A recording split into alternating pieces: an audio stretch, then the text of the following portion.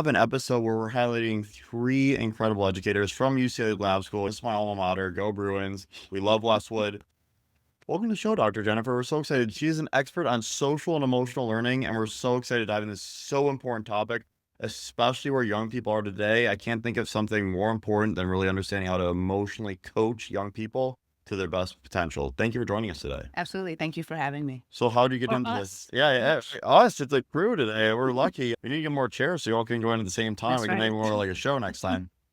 Yeah, next time we will. Yeah. So we learned from you all today. So what made you so passionate about the emotional learning? I love this. This is a really complex topic. How did you get so good at it? I'll start with the passion for it. Yeah. Prior to coming to the UCLA Lab School, I worked in public schools for about 22 years.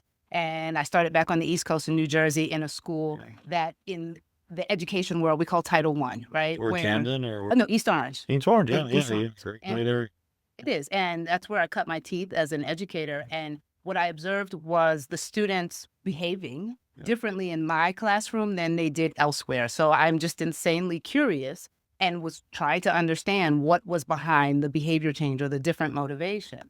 And when I went back to school, I went to Rutgers to earn my master's and then my doctorate. I focused on the sociology of education, which helped me to understand how, or not how, but the important role that a teacher or a trusted adult plays in a student's life based on how they interact with them, not just in the classroom, but also outside of the classroom, and how that relationship motivates the student to want to do better.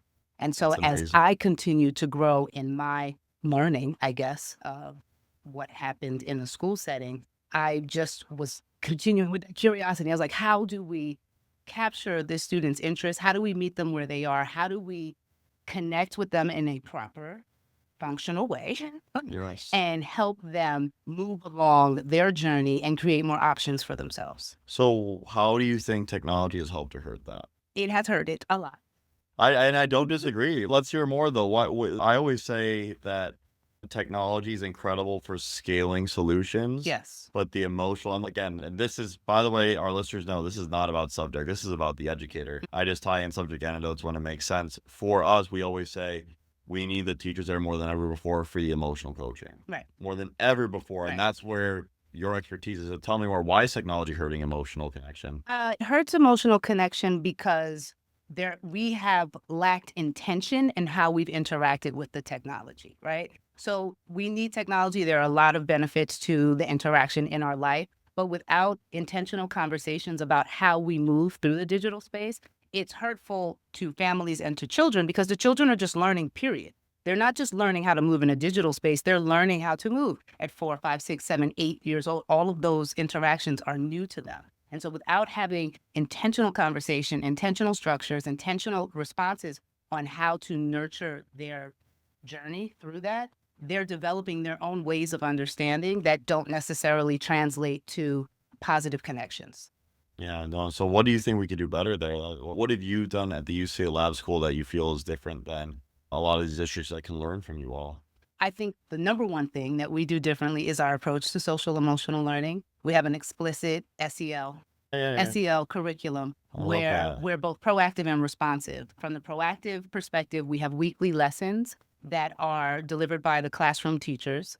And then reactively or responsively, when there is conflict, because conflict is part of our lives, we have it is. And we look at conflict as many teachable moments. And we have very explicit responses to facilitate mediations, for conflict resolution. And then the entire approach is values-based. There are about 10 values that we've decided as a community are the core of who we are. So when they are values-based, we can have very intentional conversations. Does this behavior align with our understanding of kindness, right? So for the youngest students, called the 4, 5, 6-year-olds, what's that teach them about conflict resolution? I think it's so amazing because I was even thinking about this other day for my own life is at this point, my role at this company mostly is handling people and support and really being able to diffuse situations or escalate as needed. Yes. But it's all about conflict resolution. And so how do you teach that to such a young person? And what's it been like? I think that's so cool. I wish I would have been at this school. Yes. I wish a lot of people had been at this school. Agree. It's adorable, right? So since they're so young, we can't talk to them about values. Like, how do we Yeah, talk about integrity with a 4-year-old? yeah. But if we're talking, we use actual tools. We call them the cool tools. There's 16 of them, and Cool. they represent the different values, right? So we start off every single school year talking about the bubble of space, and that refers to responsibility because you have a responsibility. That bubble of space is like your personal space. So you're building self-awareness because you know when someone is too close, and then learning how that feels when they're too close, or learning what someone does that pops your bubble. So that language of all the 16 tools is part of the everyday conversation in the classroom. So when the friction happens, right? Because you're talking about It's gonna 4-year-olds happen. and I dump sand over your head, Yeah, right? yeah. So the adult, whoever is the person facilitating the mediation or the sorted out, they are going to speak to each person individually to have that person give I statements. We call it being a straight pretzel. Smart, yeah, because then you're not blaming on the other person. That's how I feel. Exactly. Talk about what you did. Then they must also hear from the other person because intent and impact are two different things, right? Completely agree with that. It's all about the intent, I assume, right? Or No, it's no? Okay, it's both. It's both, right? Because when you're talking intent and impact, I dumped the sand over your head because I thought it would be fun. But yeah, you can see that. right, you can see that. But then also, because this is part of our work at the lab school and we're all about identity, you dumped that sand over some little black girl's hair. Yep. And her mother is going to be mad. So that little girl, it's not funny to her because she knows what wash day looks like. And it's true. And a lot of people, they don't understand other cultures at that age. And you're already teaching them about that. It's incredible. From 4 years old, we're having that conversation. So amazing. I statements, hear the other person, have an intentional conversation about intent and impact. And it's okay, everybody got their feelings out. Yeah. Now we need to go forward. We need some agreements. What do the both of you agree to do going forward? And then we write them down. I love it. Everything's got to be written. Documentation. Yeah. And they circle pictures and they are involved from 4 years old.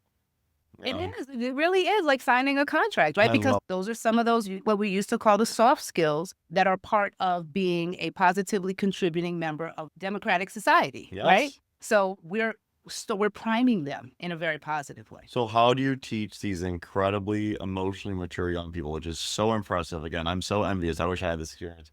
When they're not in your school setting, dealing with other people who aren't as respectful, what's your biggest coaching there? Remember the values, remember the expectations, remember the community agreements, because the majority of our student population starts at 4 years old. So they're with us for a while. And so that gets baked in, right? So it's there. We planted the seeds, but then because they're in a different stage of development, cognitive development, now they have to like tap into what we planted and we've been fertilizing and learn how to use it in a digital space or in middle school when they leave us. That's amazing. I love the inspiration is great. What do you think more schools, if they just want to take one thing from the UCLA Lab School around emotional development? You know, let's speak to our fans. I'm from Illinois, Michigan. Let's speak to my school in Cary, Illinois right now. Okay. If you had one thing to say, like what could we start incorporating in other school districts that may not have the tools or the resources at this time, but if you had one teaching to send their way, what would it be? Develop common language around social emotional learning. Everyone needs to be speaking the same language. Without that, you will continually have miscommunication. So develop the understanding in the community. What does this mean to us? Who do we say we are? I think that starting there goes a long way. Common language, everyone, common language. And again, we can't forget the moment of gratitude. What teacher or student do you want to shout out? Who would you love to say hello to? Who can we be able to put some connection and good vibes towards today? You know what? I'm going to say my 11th grade English teacher, Mrs. Wells, where I grew up, because I grew up in New Jersey too. Yeah, let's go. And I didn't have a lot of Black teachers. And so she came in out of nowhere that 11th grade year and was our English teacher.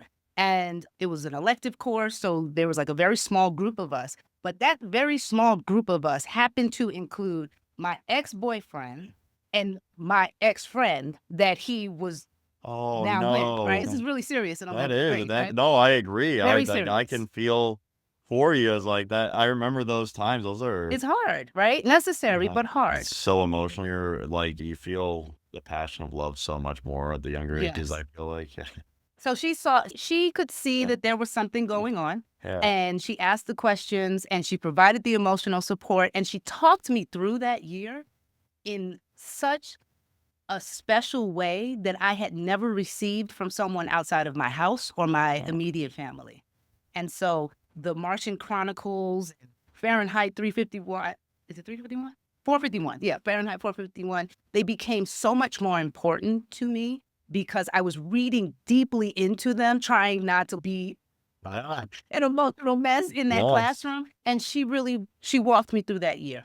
So Amazing. You hear this first here. And this is where we talk about teachers and coach being heroes of society. Look at the impact and then how many people with your incredible social, emotional activities you're impacting. Yeah. That's why every conversation with a young person means more than anything in the world. And we have to fight for our kids. It's all about the students. And so thank you so much for sharing your Thank you. passion today. It's beautiful. And we're so excited for this episode to drop. And remember, click like and subscribe, Spotify, YouTube. Thank you so much. Bye. Thank you.